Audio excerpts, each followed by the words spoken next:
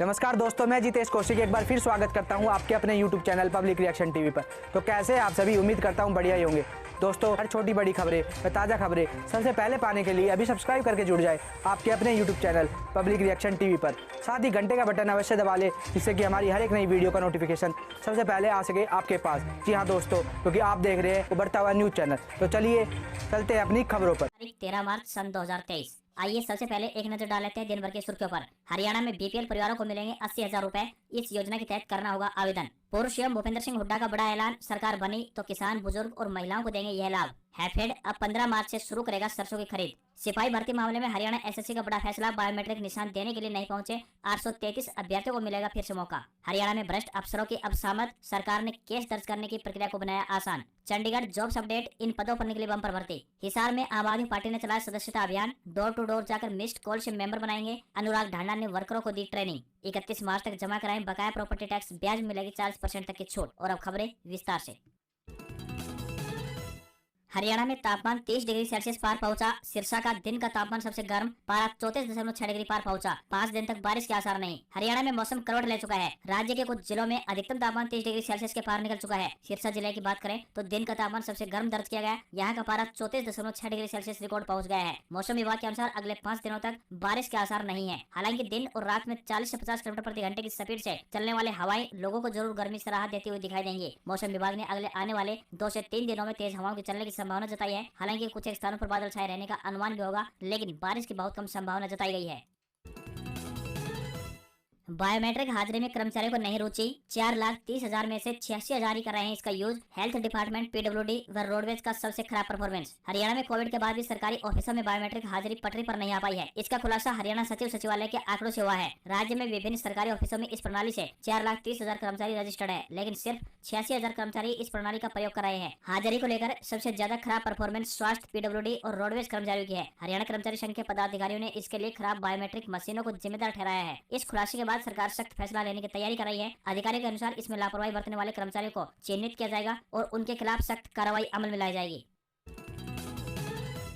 भ्रष्टाचारियों पर केस दर्ज करने की राह हुई आसान। हरियाणा सरकार ने तय किए मानक, अब स्वतंत्र रूप से अधिकारी कर सकेंगे आदेश पारित। हरियाणा में भ्रष्टाचारियों पर केस दर्ज करने की राह को सरकार ने और आसान कर दिया है। सरकार की ओर से भ्रष्टाचार निवारण अधिनियम की धारा 19 के तहत स्वीकृति जारी करने के लिए मानक प्रारूप निर्धारित कर दिए गए हैं। राज्य के मुख्य सचिव कार्यालय की ओर से सभी प्रशासनिक सचिवों, विभागाध्यक्षों, मंडल आयुक्तों व जिला उपायुक्तों को इस संबंध में एक पत्र जारी कर दिया गया है। साथ ही सख्ती से इन आदेशों का पालन करने के अधिकारियों को हिदायत दी गई है। भ्रष्टाचार मामलों में आगे आवश्यक कार्रवाई करने के लिए यह स्पष्ट कर दिया गया है कि सक्षम प्राधिकारी इसे एक रेफरेंस के रूप में उपयोग कर सकते हैं। साथ ही सोच विचार कर स्वतंत्र रूप से अपना आदेश पारित कर सकते हैं। हरियाणा के 135 हेडमास्टरों को झटका, पुराने पद पर लौटेंगे। शिक्षा निदेशालय ने पूछा, उन्हें वापस क्यों नहीं किया जाना चाहिए। हरियाणा के विभिन्न जिलों के सरकारी स्कूलों में तैनात 135 प्राथमिक स्कूल के हेडमास्टरों यानी ईएसएचएम को शिक्षा विभाग ने एक बड़ा झटका दे दिया है। प्रारंभिक शिक्षा निदेशालय ने उन्हें संस्कृत शिक्षक के पद पर वापस लाने की प्रक्रिया आरंभ कर दी है। निदेशालय ने उन्हें कारण बताओ नोटिस जारी कर पूछा है कि उन्हें पुराने पद पर वापस क्यों नहीं किया जाना चाहिए। इसके लिए हेडमास्टर को 15 दिन के भीतर जवाब दाखिल करने को कहा गया है। सूत्रों का दावा है कि पंजाब और हरियाणा हाईकोर्ट में कुछ वरिष्ठ संस्कृत शिक्षकों द्वारा दायर रेट और अवमानना याचिकाओं के मद्देनजर कार्रवाई की गई है, जिसमें उन्होंने दलील दी थी कि उनके जूनियर समकक्षों को पदोन्नति के उनके अधिकार को हराकर पदोन्नत किया गया है। 2013 और 2019 के बीच सभी 135 ईएसएचएम को विभिन्न बैचों में ये पदोन्नति मिली।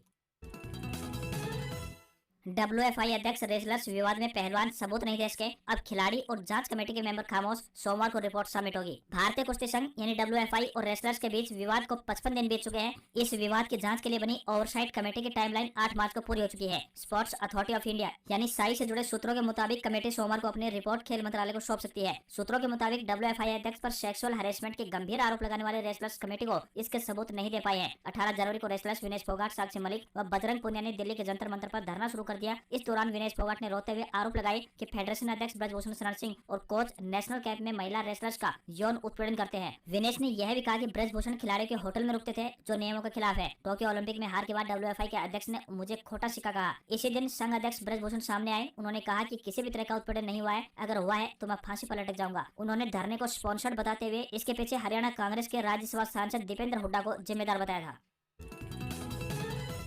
जेल में बेटी मांगी इंसाफ, महापंचायत सरकार को 10 मार्च तक अल्टीमेटम, संदीप सिंह की बर्खास्त की नहीं हुई तो कोई बड़ा फैसला लेंगे। हरियाणा के जेल में पूर्व खेल मंत्री और जूनियर कोच विवाद मामले में रविवार को महापंचायत हुई। बेटी मांगी इंसाफ महापंचायत में दोहन खाप, सतरोल खाप, कंडेला खाप, भारतीय किसान यूनियन एसकेएस समेत कई किसान संगठनों से जुड़े नेताओं ने भी हिस्सा लिया। सोनिया दोहन के आह्वान पर महापंचायत ने सरकार को मंत्री संदीप सिंह को बर्खास्त करने के लिए 10 अप्रैल तक का समय दिया है। खापों ने ऐलान किया है कि यदि समय पर खेल मंत्री को मंत्रिमंडल से बाहर नहीं किया गया तो हरियाणा के सभी खापों का एक महासम्मेलन बुलाया जाएगा। इसमें एक बड़ा फैसला लिया जाएगा। सोनिया दोहन ने कहा कि 26 जनवरी को जब पिहोवा में उन्होंने संदीप सिंह को झंडा फहराने से रोका तो संदीप समर्थकों ने उनके साथ अभद्रता की। कुरुक्षेत्र पुलिस ने आज तक उनकी शिकायत पर भी कार्रवाई नहीं की है। साथ ही सोनिया दोहन ने कहा कि बेटों की इज्जत के मसले पर खामोश रहने वाले विधायकों व सांसदों से हिसाब मांगा जाएगा। यहाँ आयोजित महापंचायत को संबोधित करते हुए दोहन खाप के सोनू मालपुरिया व अतर सिंह ने कहा कि सरकार ने संदीप सिंह को बचाने के लिए पूरी ताकत लगा दी है।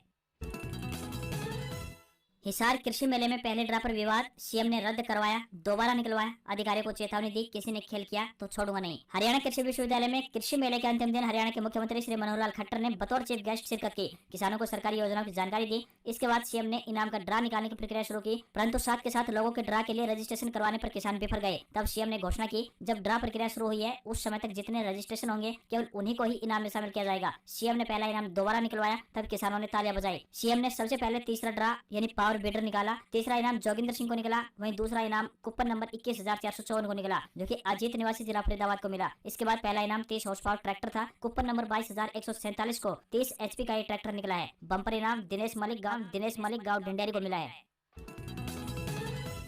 किरण चौधरी का विरोधियों पर कटाक्ष, बोली लोग चाहते हैं कि वे पार्टी छोड़कर चली जाएं, आसानी से रास्ता खाली नहीं करूंगी। हरियाणा की वरिष्ठ कांग्रेस नेत्री व विधायक किरण चौधरी रविवार को हिसार पहुंची। किरण चौधरी ने कहा कि पार्टी में कुछ लोग हैं जो कि चाहते हैं कि वे कांग्रेस छोड़कर चले जाए। वे मुझसे इतना घबराते हैं, उन्हें हर जगह किरण चौधरी नजर आती है। मैं इतनी आसानी से रास्ता खाली करने वाली नहीं हूँ। किरण चौधरी ने कहा कि वे आज भी विधानसभा में सबसे ज्यादा मुद्दे उठाती है। हरियाणा कर्ज में डूबा हुआ है, कर्जे को खत्म करने के लिए कर्जा उठाया हुआ है। सरकार की नीतियों से पता चलता है कि बुढ़ापे के सहारे को खत्म किया जा रहा है। हरियाणा में परिवार पहचान पत्र व NDC के लिए लोगों को चक्कर काटने पड़ रहे हैं। हम IT के खिलाफ नहीं है, पर इसे सही तरीके से धरातल पर उतारना जरूरी है। पोर्टल खुलते नहीं है, जबरदस्त महामारी रहती है, पूरा सिस्टम बेलगाम हो चुका है। किरण ने कहा कि सरपंचों को कम से कम 15 से 20 लाख रुपए की अनुमति मिलनी चाहिए। बता दें कि कांग्रेस नेत्री किरण चौधरी का पूर्व CM भूपेंद्र सिंह हुड्डा व प्रदेश अध्यक्ष उदय भान के साथ 36 का आंकड़ा है। दोनों एक दूसरे के राजनीतिक दूर विरोधी है। हरियाणा में बीजेपी जेजेपी गठबंधन में रार, हिसार सांसद ब्रजेंद्र बोले 10 साल सत्ता में रह चुके पार्टी को अकेले लड़ना चाहिए चुनाव। हरियाणा के भाजपा नेता आगामी लोकसभा चुनाव को देखते हुए जजपा के साथ की बजाय पार्टी संगठन को प्रदेश में अकेले चुनाव लड़ने की सलाह दे रहे हैं। पूर्व केंद्रीय मंत्री और भाजपा नेता वीरेंद्र सिंह के बाद अब उनके बेटे भी हरियाणा भाजपा को आगामी लोकसभा व विधानसभा चुनाव अपने दम पर लड़ने की राय दे रहे हैं। उन्होंने भी जजपा के साथ गठबंधन में चुनाव न लड़ने की राय दी। हिसार सांसद ब्रजेंद्र सिंह का कहना है कि मुझे नहीं पता कि उनके पिता ने बयान दिया है या नहीं कि पार्टी को अकेले चुनाव लड़ने चाहिए, परंतु ये मैं कह रहा हूँ कि हमें अकेले चुनाव लड़ना चाहिए। हमारी पार्टी सशक्त है, 2 टर्म सरकार में रह चुके हैं, इसलिए अगले चुनाव अकेले ही लड़ना चाहिए। ब्रजेंद्र सिंह ने साल 2019 में लोकसभा चुनाव में दुष्यंत चौटाला और भव्य बिश्नोई को हराकर लोकसभा चुनाव जीता था। दुष्यंत चौटाला जजपा और भव्य बिश्नोई कांग्रेस के टिकट पर चुनावी मैदान में उतरे थे। 2015 के एस्टेट पास कैंडिडेट्स को राहत, नई TGT भर्ती के लेकर पाएंगे अप्लाई। हरियाणा SSC ने दी अभ्यर्थियों को छूट। हरियाणा के रोहतक के DC यशपाल ने बताया कि हरियाणा कर्मचारी चयन आयोग यानी HSSC द्वारा जारी TGT भर्ती में वर्ष 2015 में एस्टेट पास करने वाले अभ्यर्थियों को भी मौका मिलेगा। इस संबंध में आयोग द्वारा अधिसूचना जारी की गई है। उन्होंने बताया कि वे व्यक्ति जिनके पास विज्ञापन संख्या 02/2022 के लिए आवेदन करने की अंतिम तिथि यानी 26 अक्टूबर 2022 को वैध एस्टेट या एस्टेट प्रमाण पत्र थे, वे भी अब TGT भर्ती के लिए नए विज्ञापन संख्या 02/2023 विभिन्न श्रेणी में आवेदन कर सकते हैं। हरियाणा में आज से परीक्षाएं, कक्षा 4 से 8वीं तक के बच्चों का 3 घंटे का पेपर विभाग ने शेड्यूल किया जारी। हरियाणा के प्राइमरी व मिडिल स्कूलों में सोमवार से मूल्यांकन परीक्षाएं शुरू होने जा रही हैं, जिसके लिए शेड्यूल जारी कर दिया गया है। इसके तहत कक्षा 4 से लेकर कक्षा 8वीं तक के बच्चों के पेपर उसी स्कूल में होंगे। वहीं परीक्षा की अवधि 3 घंटे की दी गई है। परीक्षाओं को लेकर अधिकारियों को भी दिशा निर्देश जारी कर दिए गए हैं। 13 मार्च यानी आज से शुरू होने वाली परीक्षाएं 24 मार्च तक चलेंगी। इन 12 दिनों में से 8 दिन अलग अलग विषय व कक्षा की परीक्षाएं होंगी, वहीं 4 दिन अवकाश रहेगा। परीक्षाओं को लेकर विभाग व स्कूलों के स्तर पर भी तैयारियां पूरी हो चुकी है। स्कूलों में प्रश्न पत्र भिजवाए जा चुके हैं। परीक्षाओं की अवधि 3 घंटे रहेगी और स्कूल स्तर पर होगी। चंडीगढ़ जॉब्स अपडेट, इन पदों पर निकली बम्पर भर्ती। जिला विविध सेवा प्राधिकरण चंडीगढ़ द्वारा चपरासी कार्यालय सहायक व अन्य पदों पर भर्ती के लिए आवेदन आमंत्रित किए गए हैं। जो भी पुरुष या महिला उम्मीदवार इन पदों के लिए इच्छुक है वह अपना आवेदन भेज सकते हैं। आवेदन करने की अंतिम तिथि 27 मार्च 2023 तय की गई है। चपरासी के पदों के लिए आवेदक धारक 10वीं पास होनी चाहिए। कार्यालय सहायक के लिए आवेदक स्नातक पास होनी चाहिए तथा कंप्यूटर ऑपरेटिंग में डाटा एंट्री कार्य का ज्ञान होना आवश्यक है। रिसेप्शनिस्ट सह डाटा एंट्री ऑपरेटर के पदों के लिए स्नातक पास होने चाहिए तथा उन्हें कंप्यूटर टाइपिंग व वार्तालाप का ज्ञान होना जरूरी है। किसी भी वर्ग के उम्मीदवार को कोई भी आवेदन शुल्क जमा नहीं करना होगा। आयु सीमा 18 वर्ष से लेकर 37 वर्ष के बीच होनी चाहिए। इन पदों के लिए उम्मीदवारों को ऑफलाइन आवेदन करने होंगे।